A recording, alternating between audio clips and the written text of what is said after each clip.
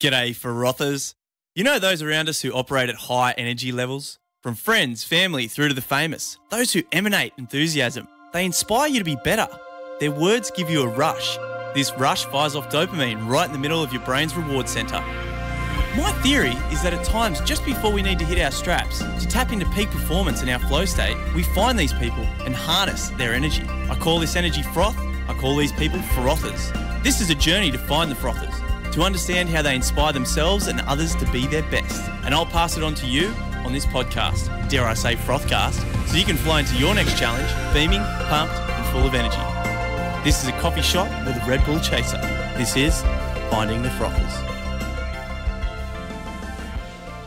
Oh yes, frothers, a bit of a milestone. I just want to make a shout out that we've had our 200th download, which I was kind of pondering and going, 200 downloads, that's 5 episodes. What's going on? But then I was like, 200 downloads. 200 people have listened to the Finding the Frothers podcast. That is ripping. And when I sort of had a better reflection on it, because we should really be reflecting all the time, I was kind of like, I do this podcast because it allows me to hang with my buds, to ask them radical questions and to find out some of the things that I wouldn't normally ask them. And that infinitely makes my life better. And being able to listen to them back is truly a privilege. And none more so than with this next episode with my buddy Alex Brown. And Alex is a man after my heart.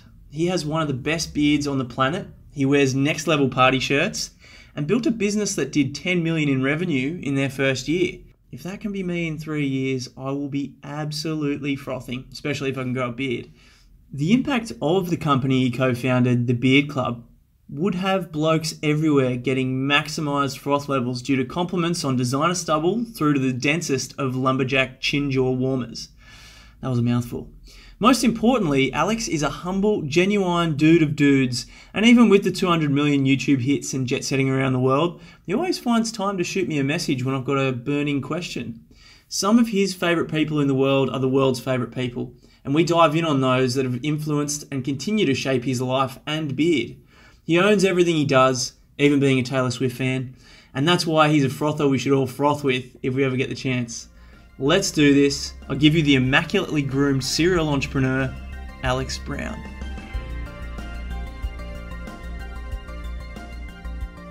G'day, mate. Alex Brown, coming at you live from, where are you at the moment, mate?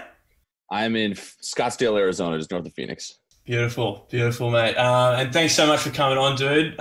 We met on a private island in Croatia, which was super ripping. You are a pretty inspirational dude. You do a lot of speaking and part of a really successful startup called the $1 Beard Club, now the Beard Club, and also rock a pretty powerful beard.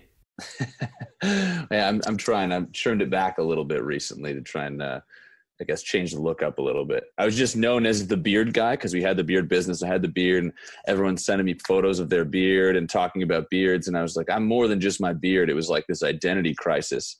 And, funny thing is when I shaved my beard off, I went clean face for the first time in 5 years. Really all anybody would want to talk about was the beard. They were like, oh, you shaved your beard. I can't seem to get away from this beard thing, but I kind of like it. It's all right. It's one thing that unites all men, whether you have 2 hairs or 200,000, everyone's currently growing a beard. Just shave if you haven't shaved in 10 years. That's true. And I've got a bit of a catfish beard going. It's a little bit more like goatee. I can grow a powerful moustache, like with the curls and whatnot, but yeah, can't just get that even distribution that you've really nailed down there. And there was something else that we connected on when we were on the island before it having even spoken. You were an advocate for tremendous party shirts. Can you tell us a bit about that?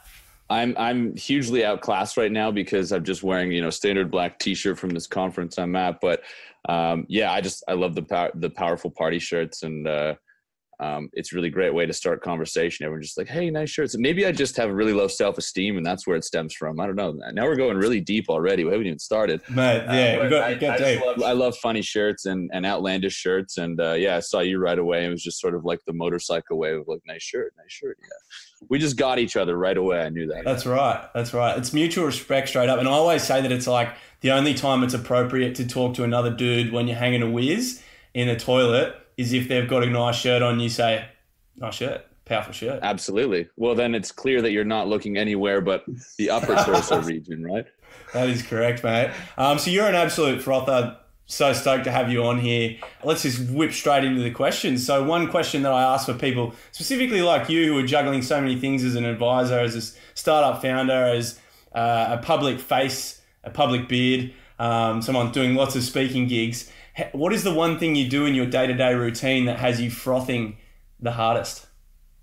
I wouldn't say it's every single day, but fitness has been something that's been a pretty heavy constant in my life. Not that I'm anything of a spectacular specimen, but I love going out, just getting a sweat on.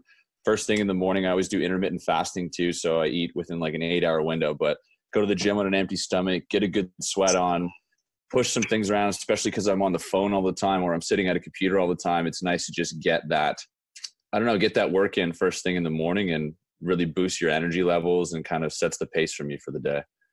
Beautiful. But I can't claim to do that every day. Yeah. It's been like at least a week since I've been in there. So I've been traveling. So I need to get my crap together. Yeah. I think you can get a bit anxious if you try and stick to routines too hardcore. I think that's something I've learned that, sometimes you're just not going to nail it. So, and actually a good one, I do 16 and 8s as well, mate. And I feel like that's one that you can pick up on a Monday morning if you want, and then get rid of it on the weekend if you've got like a social interaction. If you're connecting with a frother, don't not eat because it's within your 16 hours kind of thing. It's like exactly. Yeah. I eat mostly plant-based too, but I definitely don't consider myself a vegan because if I'm out traveling and just in Austin, Texas, and I'd feel silly not having some barbecue, so I don't take myself too seriously on any of that. Mate, same. It's probably we're living the same life. I'm pretty much the same. I don't buy meat for the household, but if I'm traveling or if someone's cooked a delicious meal for me, it's another thing. Mate, so you know about the frother concept, and I like to really dive in about your personal life and see who are the people in your life who you would class as frothers that you can go to at any stage for advice, and they really, I guess, make you a better person. I think like number one right off the top of my head has to be a man named Ron Lynch. I'm not sure if you got the pleasure of meeting him on the island. Just an absolute frother. He's got probably, I would say, at least 20 years on me. But, it's kind of like he's my dad and my best friend all at the same time. I just stayed at his house in Austin with him and his family. And he knows so much about business and life. And it's just so nice to be able to have some like that, in your life to be able to call on when you need either business advice or life advice.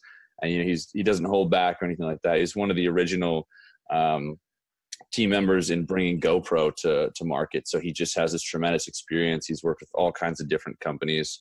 And he's super humble about it. He just is the first person to admit when he doesn't know something or, kind of doesn't take himself too seriously. So I'd say he's my hero frother, if you will, at this point, and just someone I can really depend upon. Ron is an absolute mad dog. I got to have a couple of conversations with him. Actually, I got to have one with you and him. Down at one of the sort of mini parties that we had. Because there was probably alcohol involved. I forgot that until you just mentioned that. We weren't totally panelled. We'd had a few. We were mindful drinking, I think, at that stage because it was early on in the evening. But Ron's a frother, mate. I'd love to get Ron on the podcast because I think his words of wisdom. He's just so powerful. He can hold a whole room, and just his delivery is just amazing. So man, I'm stoked that you've got him as an anchor frother.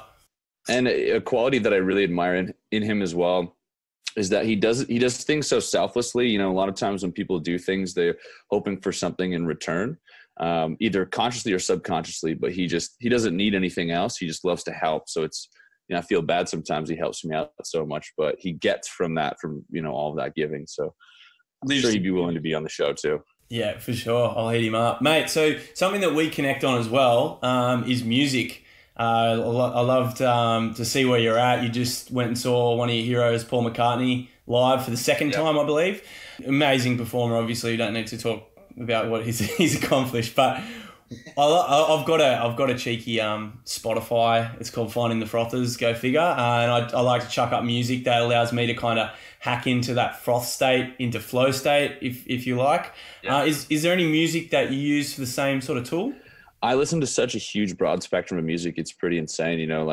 Beatles, really my favorite band of all time. But, if I'm going to the gym, I'll just have System of a Down cranked or, We got pretty big into the metal world with Pantera and different bands like that. So it really depends on me, like where I'm at, and if I need something that's high energy, maybe I'll put in something a little heavier. A lot of times I just have a playlist that's like just goofy stuff that allows me to stay in like a really like fun sort of state of mind. Like we're talking like Backstreet Boys and NSYNC and, you know, all sorts of stuff that you wouldn't normally think a 31-year-old bearded man would listen to. I started off with my friends and I as this thing we called like Guilty Pleasure Friday. So it's like all the songs that you wouldn't normally listen to with your mates where you're a little embarrassed, those all went on a playlist. So we would just kind of like sing and dance around and just be as ridiculous as we could.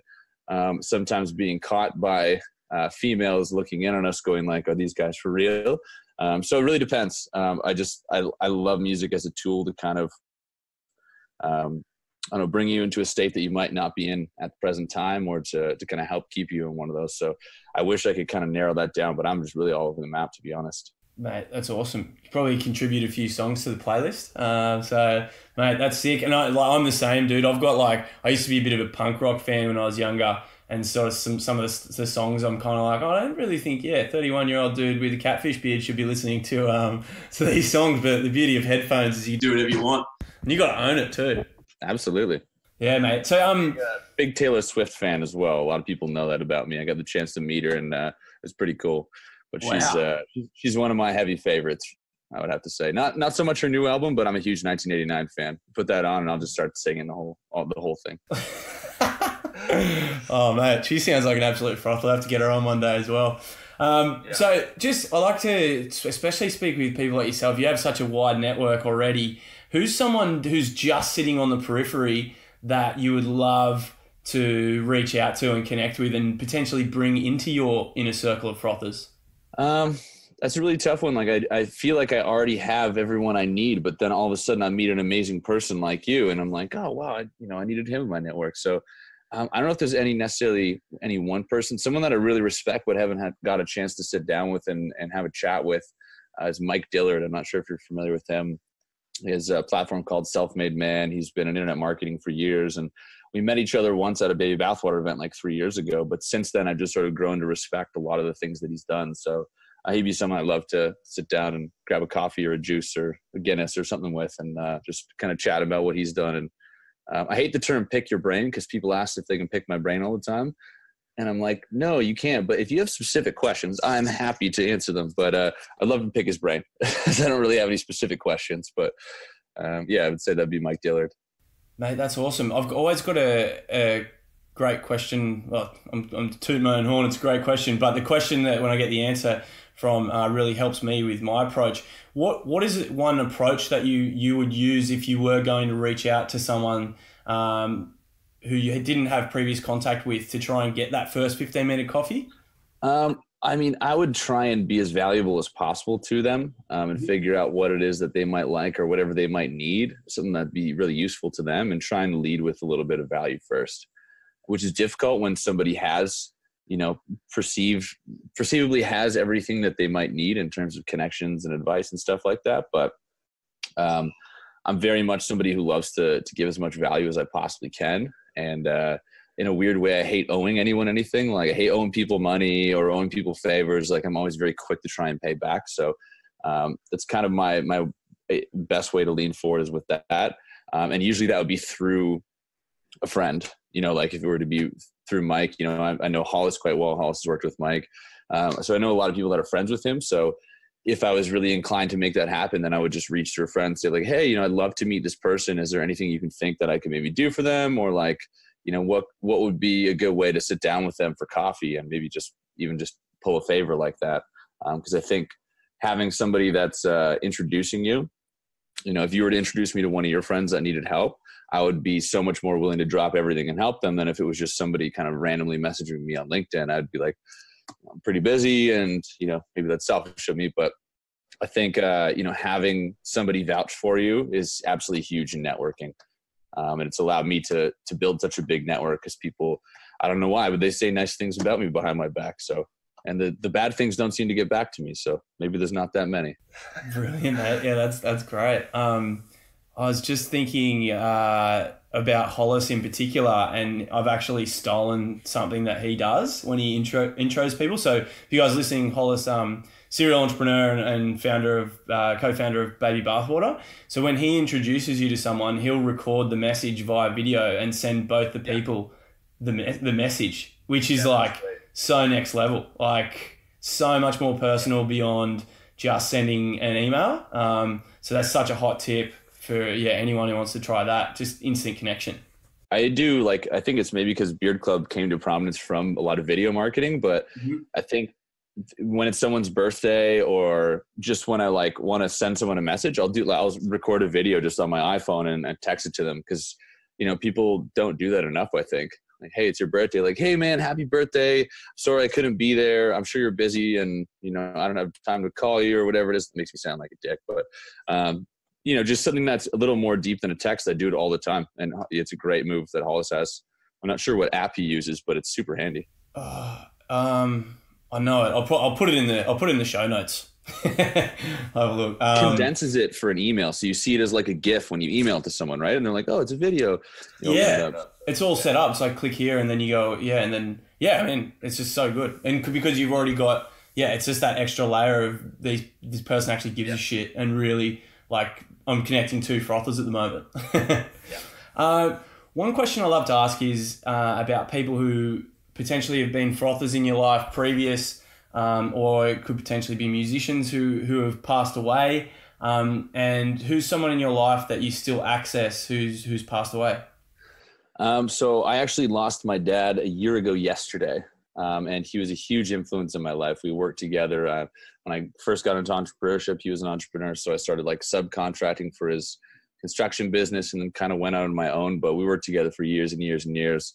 And so that was a huge, tremendous loss last year, just kind of out of nowhere losing him. But there's been a lot of gifts that have come with that. And I'm not sure if you've lost anyone close to you, but you kind of have to look for the collateral beauty, which I stole from a Will Smith movie. But there's a lot of collateral beauty when someone passes away. And so I think I'm able to access a lot of who my dad is and what he did for me. And as well as just understand that I am now, living out a part of his legacy. He's no longer with us, but because of the impact that he had on me, then I can then go and have that impact on other people and kind of bring that to their life. So I would say definitely Mr. Brown.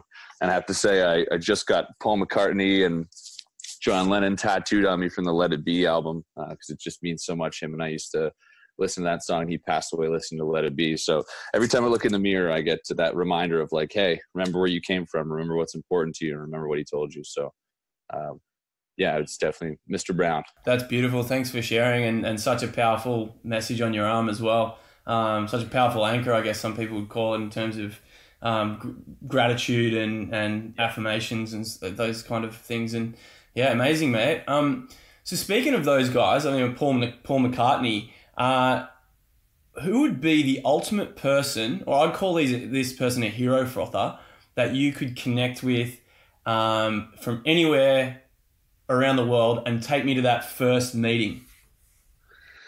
I would really love to connect with Paul. And I have a feeling it's going to happen. I just somehow have this ability where I keep meeting the celebrities. I sort of manifest these opportunities and stuff.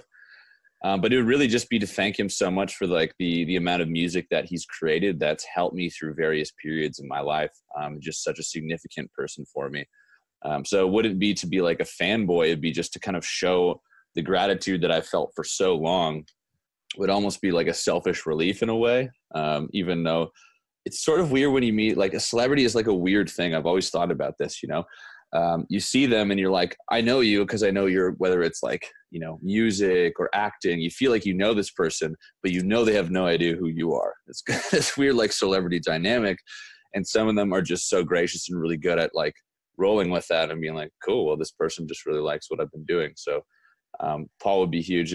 And I'm looking forward to that day. I'm just going to put it out there. It is going to happen. Maybe we can do a second episode once it does, and I can tell everyone about it.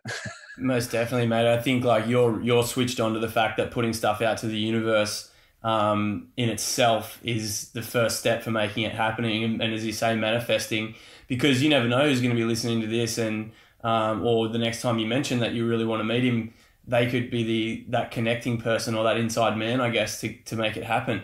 And man, yeah, I fully hope that you can get that meeting in, and maybe I can connect you. Maybe I'll Paul be a frother on here. Yeah, next time you talk to him, let him know I'd like to give him a handshake. No worries, mate. Bit of a generic question. What's something in the world that you are absolutely frothing on at the moment? Like anything that's coming up that you're just like, oh. I mean, there's a lot of stuff. I've just been super grateful to be on the path that I'm on in business.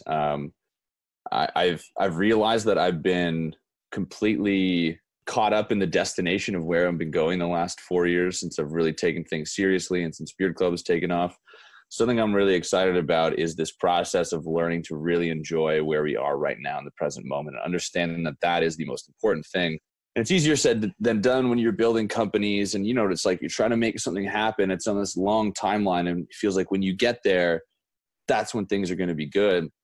And I just look back at so many different times in the last 4 years, and I've just been so focused on getting anywhere else but where I am, that I've missed the opportunity to really enjoy a lot of those days and really appreciate them for what they are. So I'm grateful that there's a lot of people that I talk to that are going through this similar process, both in business and even if you're not an entrepreneur, you're just focused on your career or your family or whatever it is, and just kind of realizing that, right now is perfect, and in all of its imperfection, it's still very perfect. So I'm excited to be on that path myself, but also have so many great conversations with other people that can, put their arm on my shoulder, like, it's okay, I'm doing the same thing. We're all figuring this out together, how to stay here and now. It's easier said than done when something goes wrong and you're like, oh crap, I gotta go fix this. And then, now I'm late and all this. And it's like, hey, everything's fine. Everything has always been fine, or it always will be fine.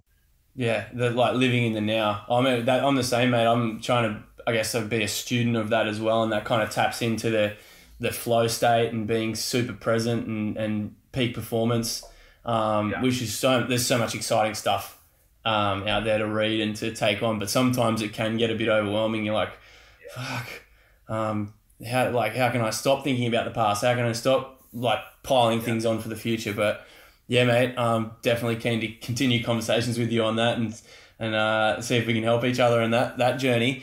If you were to condense one of your many gifts into a personalized workshop or just a single workshop, can you tell us what that concept would be or what the name of the workshop would be? So this is a great question. I'm in the midst of kind of doing that right now after doing this with multiple companies. I've built an online course for e-commerce companies and kind of helping, essentially the idea is to help people avoid all the same mistakes I did. And I've called that Subscription Hacks, which I'm going to rebrand. But I think one really important concept for me that I've learned is really trying to look at the big picture of business and combine the sexy things with the nerdy things in business. So sexy being like, your content, your branding and your membership experience, with the nerdy things of like operations and finance. And I keep finding myself in all of these like quadrants of this like matrix, sometimes way too much in one, too much in the other, and not looking at the big picture. So I'm going to have a sexy nerd workshop for people to try and see the big picture of their business sooner or later, but working on an accelerator program. So I'm actually currently trying to condense what I know and position it for the world. But it's also a very difficult thing sometimes because I still feel like there's so much that I have to know. And like, I'll be speaking at this event and I'll be on a panel with Perry Belcher, who's one of the co-founders of Digital Marketer and Rival Brands. He's like one of the smartest dudes I've ever had the pleasure of meeting in terms of selling e-commerce stuff. So I'm like, how am I qualified to teach when like he's teaching? So for me, the world of teaching is very new and exciting, but I'm trying to figure out how to, package up all the value that I have, continue to build on that and learn for myself, but also just, really enjoy sharing that with the world.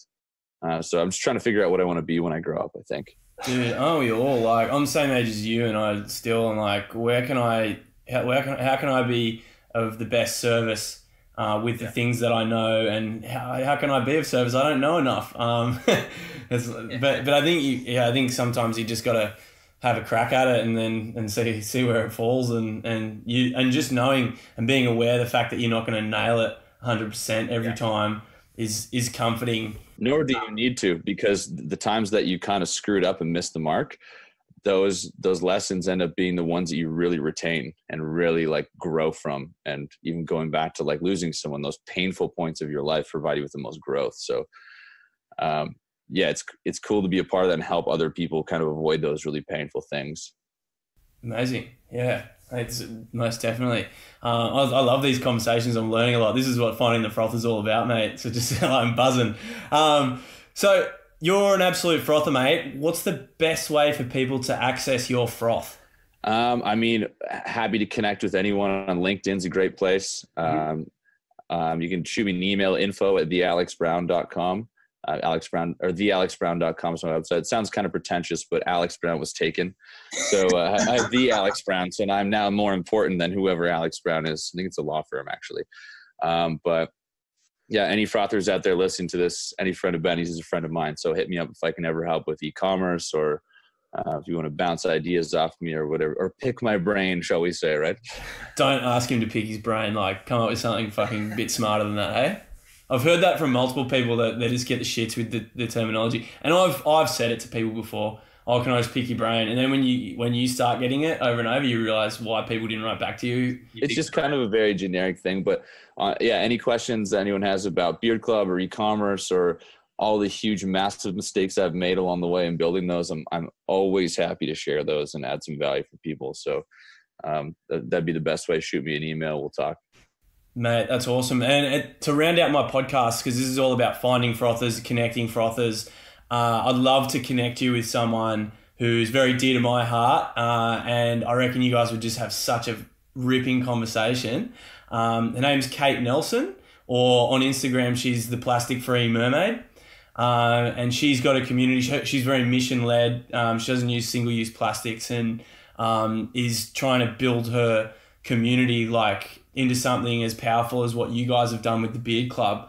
And I feel like just her energy as well would just be someone that you guys would just totally gel. It'd be my pleasure to speak with her. Yeah, no worries. And that's kind of, I guess that's my gift. So, and mate, I'd love for you to come to Australia, or like, she's from the States, so she's over there quite a bit. But if you're ever out here, obviously face-to-face is also so powerful. I moved to London, England when I finished university I was there for 4 months, just bartending and traveling around the UK, and I did the whole backpacking thing around Europe. But somehow I ended up, the guy I lived with was Australian and from Bundaberg, and his good friend ended up working at the same pub as me. So, out of my 3 best friends in the UK, 2 of them were Australian. It's just been this sort of like almost happened thing for the last 3 years. I was in Hawaii and I was heading there. My business partner was like, hey, no, I'm coming to Hawaii. We're going to work in something. So I've almost made it the last 3 years, but you're going to be one of the first people that I call as soon as that I can make this happen. Be stoked to have you, mate. Always stoked to chat with you. And thanks so much for coming on. It means a lot, mate. Thanks so much for having me. You.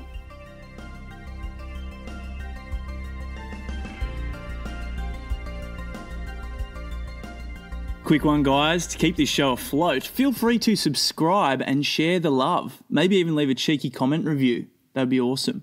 You can find the show notes on my website at bennywallington.com. And finally, this episode was sponsored by my grandma, Joyce Reichel, who passed away last year from dementia. She was one of the original frothers and would talk to anyone on the bus, train, or wherever and generously impart her energy and wisdom. So if you see an elderly person who is looking for someone to froth with, go and hang out with them. They've got the best stories. Also, a huge shout out to our producer, Lily Haynes, for bringing this to life, and Billy Otto, who created that beautiful introduction in true Billy Otto style. Also, my buddies in Australia and the UK who have been super generous in swinging me feedback. In a way, all of you guys are sponsoring me with your time. Love to the guests, past and future, and also to you guys for listening. Ciao for now. You!